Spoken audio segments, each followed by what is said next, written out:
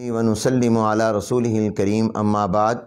میں محمد حنیف جالندھری، محتمم جامعہ خیر المدارس ملتان پاکستان، ناظم اعلیٰ وفاق المدارس العربیہ پاکستان آپ سے مخاطب ہوں۔ کرونا وائرس ایک عالمی وبائی مرض کی شکل اختیار کر چکا ہے۔ اس وقت پوری دنیا اس کی لپیٹ میں ہے۔ وطن عزیز اسلامی جمہوریہ پاکستان بھی سخت مشکلات اور خطرات میں ہے۔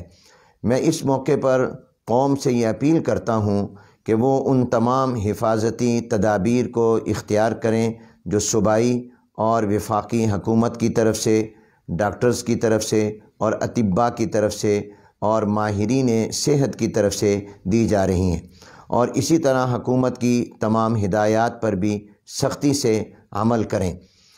ان حفاظتی تدابیر کا اختیار کرنا اللہ تعالیٰ پر توکل کے منافی نہیں، بلکہ یہ توکل کا اعلیٰ درجہ ہے کہ اسباب کو اختیار کیا جائے اور نظر مسبب الاسباب اللہ تبارک و تعالیٰ پر ہو۔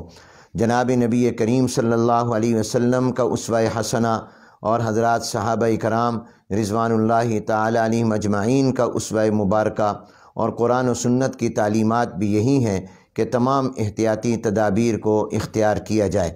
چنانچہ تمام لوگوں کو چاہیے کہ وہ اپنے ہاتھوں کو وقفے وقفے سے صابن کے ساتھ دھوئیں اور اپنے منہ کو بھی دھوئیں اور صاف کریں، پانی پیتے رہیں، اپنے ہاتھ اپنے منہ کو نہ لگائیں، اور اس کے ساتھ ساتھ صفائی کا، نظافت کا خصوصی خیال رکھیں، اور مجمع میں اور گیدرنگ میں جانے سے احتراز کریں اور مجمع نہ کریں۔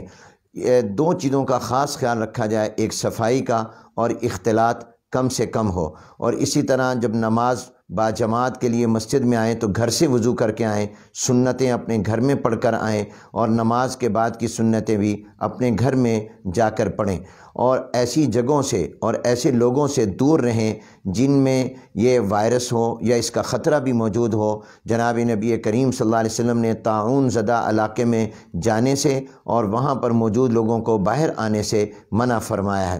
اور ان تمام احتیاطی تدابیر کے ساتھ ساتھ صدقہ خیرات کا اہتمام کریں۔ جتنا صدقہ خیرات زیادہ کریں گے یہ بلائیں اور وبائیں ٹلیں گی، اور توبہ، استغفار، اللہ کی طرف رجوع کا اہتمام کریں، گڑ گڑا کر اللہ تعالیٰ سے معافی مانگیں، اپنے گناہوں کی بھی اور تمام لوگوں کے گناہوں کی بھی، اور دعا بھی کریں کہ اللہ تعالیٰ ہمارے وطن عزیز اسلامی جمہوریہ پاکستان کو اس وبا اور بلا سے محفوظ رکھے، اور اسی طرح پر پوری دنیا کو محفوظ رکھے۔ اور یہ بھی میری درخواست بڑی تاکید کے ساتھ ہوگی کہ ضرورت کے وقت اپنے گھروں سے باہر نکلیں، بلا ضرورت اپنے گھر سے باہر نہ نکلیں، اپنے گھروں میں رہیں، جتنا ہو سکے احتیاط کریں، اور ملک اور قوم کے لیے دعائیں بھی کریں، اور اس سلسلے میں حکومت کا اور اداروں کا پوری طرح ساتھ دیں۔ وآخر دعوانا ان الحمد للہ رب العالمین۔